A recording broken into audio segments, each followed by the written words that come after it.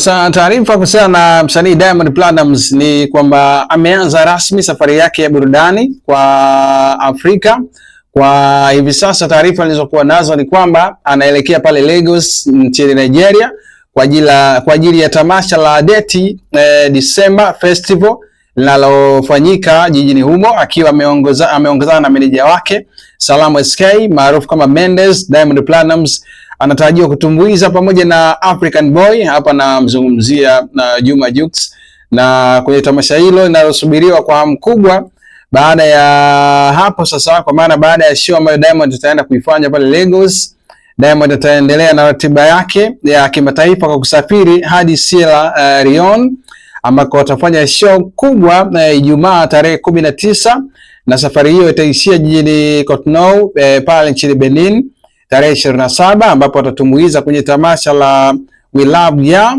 Na ratiba hii inaendelea kuonesha namna ambavyo Diamond Platnumz anavyoendelea kusimika mizizi yake na jina lake kwenye majukwaa ya bara la Afrika ama barani Afrika.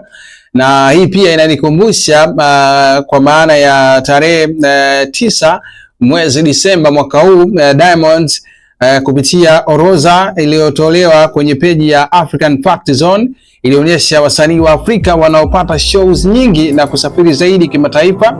Na kutoka Afrika Mashariki, Diamond ndiye msanii pekee aliyeingia kwenye orodha hiyo, akiwa amefanya show katika nchi 46 katika bara hili la Afrika, kitu ambacho kimezidi kuongeza na ile fan base yake na jinsi ambavyo ufuatiliaji wake umeonekana kuwa ni mkubwa sana kwa kile ambacho yeye binafsi amekuwa akifanya. Na hii pia imekuwa ni kama chachu kwa yeye. Kwa sababu gani nakwambia hivyo?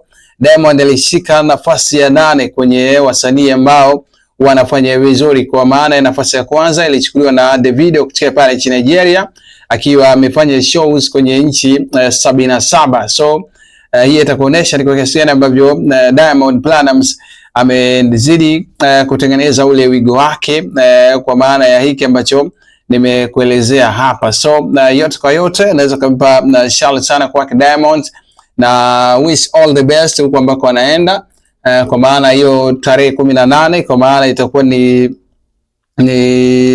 ni siku ya, kama siku zaidi itakuwa ni kesho hivi. Kwa hiyo tunasubiria kuona jambo litakavyokuwa na maisha mengine yaweze kuendelea. Sasa tukiachana na taarifa